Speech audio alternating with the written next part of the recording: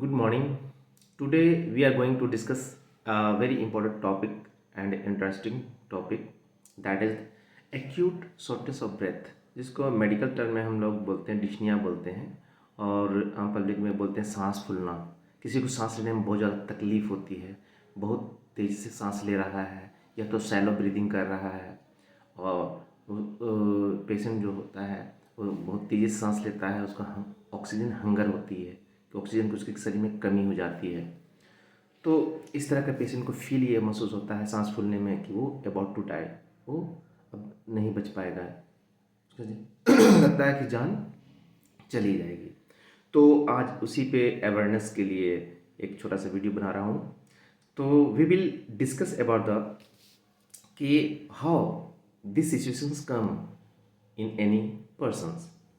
So there is urgent need of prompt evaluation to identify this life-threatening condition, that is acute shortness of breath, सांस फूलने की तकलीफ।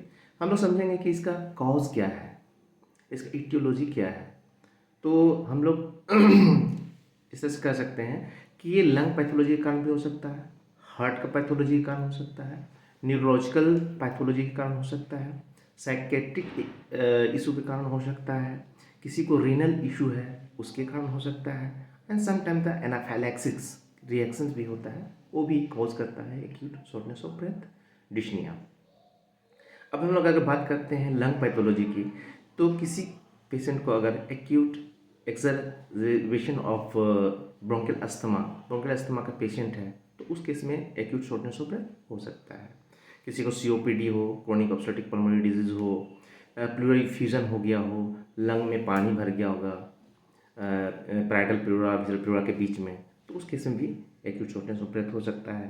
किसी patient को अगर पल्मोनरी एम्बोलिज्म हो गया हो, या तो निमोनिया हो गया हो, निमोनाइटिस हो गया, ब्रोंकाइटिस हो गया हो, तो इन सब केसेस में भी एक्यूट शॉर्टनेस ऑफ ब्रेथ होता है। अब दूसरी बात करते हैं हम लोग कार्डियक की। हार्ट का जो प्रॉब्लम होता है उसके कारण भी किसी पेशेंट को एक्यूट शॉर्टनेस ऑफ ब्रेथ हो सकता है, डिस्निया हो सकता है।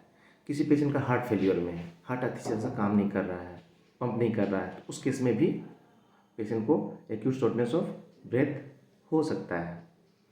किसी पेशेंट को अगर पेरिकार्डियल इफ्यूजन हो गया, हार्ट के चारों ओर पानी भर गया हो, या कार्डियक टेम्पोनिया डेवलप कर गया हो, या पेशेंट का वेलुलर हार्ट डिजीज हो, जो वल्व होते हैं पर्टिकुलरली ऑर्टिक स्टेनोसिस हो गया, मिटल वल्व हो गया, चाहे ट्राइकस्पिड वल्व हो गया, उसका क्या होता है स्टेनोसिस हो जाता है, उसका साइज जो होता है छोटा हो जाता है, जिससे इजेक्शन फ्रैक्शन कम हो जाता है। साथ में एक्यूट कोरोनरी डिजीज भी हो सकता है। Sometimes arrhythmia, sometime arrhythmia tachy arrhythmia हो रहा है, चबेडी अरिदमिया हो रहा है, इरेगुलर हार्ट रेट हो रहा है, उस कंडीशन में भी पेशेंट को acute shortness of breath dyspnoea हो सकता है। अब आगे बात करते हैं न्यूरोलॉजिकल पैथोलॉजी। किसी को सीवी हो गया है, चाहे ट्रांजिट इस्कीमिक अटैक आया हो, या ब्रेन पैथोलॉजी हो, ट्यूमर हो, किसी पेशेंट को माइस्थेनिया ग्रेविस हो, मस्कुलर डिस्ट्रॉफी हो, फ्रेनिक नर्व पैथोलॉजी अगर हो, और अगर फ्रेनिक नर्व का डैमेज हो तो डायफ्राम को जो सप्लाई करता है उसका जो सप्लाई अगर कट ऑफ हो गया हो, तो उस कंडीशन में भी एक्यूट शॉर्टनेस ऑफ ब्रेथ हो सकता है। या sometimes spinal cord cervical spine में अगर इंजरी हुआ हो या ट्यूमर हो, तो उस कंडीशन में भी एक्यूट शॉर्टनेस ऑफ ब्रेथ हो सकता है। आगे हम लोग बात करते हैं साइकोलॉजिकल इशू के कारण भी sometimes acute shortness of breath होता है। किसी पेशेंट को अगर एक्यूट एंजाइना का डिसऑर्डर हो, एक्यूट एंजाइना होता हो, या तो किसी को एक्यूट पैनिक अटैक आता हो, उस कंडीशन में भी psychologically acute shortness of breath हो सकता है।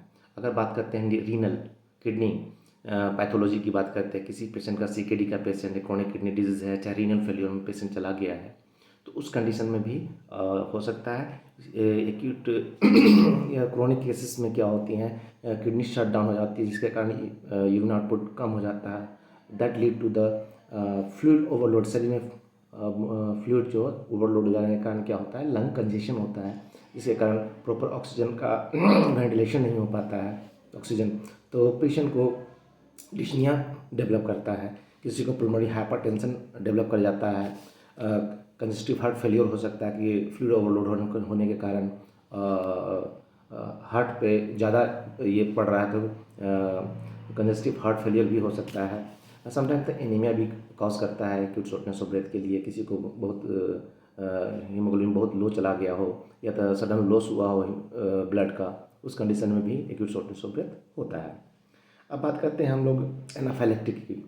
समटाइम्स किसी किसी पेशेंट को एनाफाइलेक्टिक रिएक्शन होता है, किसी चीज़ से भी हो सकता है, एलर्जन और कुछ भी हो सकता है, फूड पार्टिकल्स होता है, फूड आइटम हो सकता है, मेडिसिन हो सकता है, इंसेक्ट बाइट हो सकता है, बी बाइट्स हो सकता है। समटाइम हम लोग पेशेंट से हिस्ट्री लेते हैं कि मैरिजुआना हो गया, अल्कोहल हो गया, टोबैको स्मोकिंग है, कोकेन लेता हो, इस तरह का कोई एब्यूज़ तो नहीं है।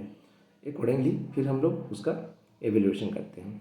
अब आगे हम लोग बात करते हैं इसका एवेल्यूएशन कैसे करेंगे और इसका मैनेजमेंट कैसे करेंगे, पेशेंट को स्टेबलाइज कैसे करेंगे। तो सबसे पहले हम लोग एवेल्यूएशन के लिए हम लोग याद रखेंगे ABCD एंड E। ए से हम लोग बात करते हैं ईयरवे। हमारा जो ईयरवे, माउथ हो गया, ओरोफैरिंक्स हो गया, लैरिंक्स हो गया, ये जो पैसेज है हमारा, इसमें कहीं ऑब्स्ट्रक्शन तो नहीं है, इसको हम लोग रूल आउट कर लेंगे। बी से आता है हमारा ब्रीदिंग। अब ब्रीदिंग हम लोग देखते हैं पेशेंट सैलो ब्रीदिंग ले रहा है, बहुत तेज़ सांस ले रहा है, उसका रेस्पिरेशन रेट कैसा है, टेकिपनिया है या नहीं है। SpO2 देखेंगे पल्स ऑक्सीमीटर से कि हमारा SpO2 94 टू एबव है या नहीं है। ये सारा चीज़ हम लोग ब्रीदिंग में देखेंगे। अब सी से आते हैं। सी से हम सर्कुलेशन को एसेस करते हैं। सर्कुलेशन में क्या देखते हैं हम लोग, पल्स रेट देखते हैं, पेशेंट का पल्स कैसा है, फीवर है, रेगुलर है, इरेगुलर है। हम लोग बीपी मेज़र करते हैं, बीपी मेज़र करके ये एसेस करते हैं कि पेशेंट का बीपी कैसा है, लो बीपी तो नहीं है, हाई बीपी तो नहीं है।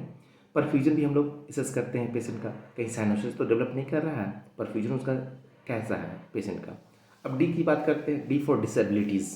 पेशेंट को हम लोग एसेस करते हैं कि मेंटल स्टेटस कैसा है, पेशेंट कंसर्न से ओरिएंटेड है या नहीं है, या अल्ट्रा सेंसोरियम में है, या पेशेंट मेंटली डिस्टर्ब्ड है।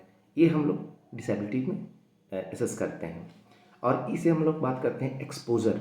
हम लोग पेशेंट पार्टी से एक्सपोजर की भी हिस्ट्री लेते हैं कि कहीं पेशेंट किसी फूड एलर्जी से एलर्जी तो नहीं है, किसी पेशेंट ने कोई मेडिसिन तो रिसेंट में नहीं लिया है, पेशेंट का कोई इंस्टिंग बाइट तो नहीं है, पेशेंट ने स्मोकिंग तो नहीं करता है, पेशेंट को कोई सब्सटेंस एब्यूज़ का केस तो नहीं है, एंड समटाइम वो मैरिजुआना लेता हो, कोकेन लेता हो, अदर टाइप का कुछ एडिक्शन हो, वो सब सारे का हिस्ट्री हम लोग लेते हैं। तो ये हो गया एवेल्यूएशन। अकॉर्डिंगली हम लोग इमीडिएट पेशेंट को टेस्ट प्रोवाइड करते हैं, टेस्ट रिकमेंडेड करते हैं, particularly ABG, chest X ray, HRCT chest, 2D echo, NT-proBNP, troponin T, DDAM। अगर हम लोग को पल्मोनरी एम्बोलिज्म का सस्पेक्टेड है तो हम DDAM टेस्ट भी करवाते हैं। एस्पायरोमेट्री इवेल्यूएशन भी करते हैं कि लंग पैथोलॉजी में उसका लंग कंप्लायंस कैसा है। अगर हम लोग पेशेंट को अस्कल्टेट करेंगे तो हम लोग देखेंगे पेशेंट का लंग्स में ब्रोंकाई मिल सकता है, क्रेफ्ट्स मिल सकता है, वीज मिल सकता है।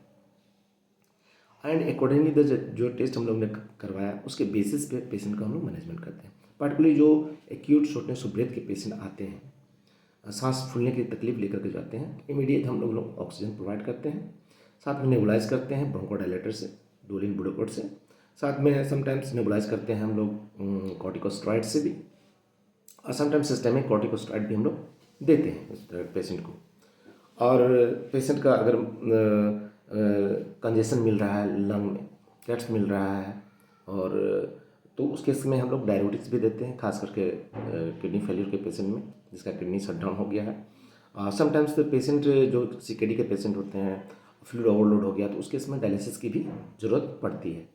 तो लास्टली यही बोलना चाहूँगा कि जो भी patient acute shortness of breath, सांस फूलने की तकलीफ, डिस्निया लेकर के आते हैं, उसको लाइफ थ्रेटनिंग कंडीशन होता है, तो इसको इमीडिएट हॉस्पिटल लेके आना चाहिए। अब फर्दर इवेल्यूशन और अकॉर्डिंगली जांच के बाद उसको प्रॉम्प्ट मेडिकल मैनेजमेंट की जरूरत होता है to save the life of the patient. Thank you so much.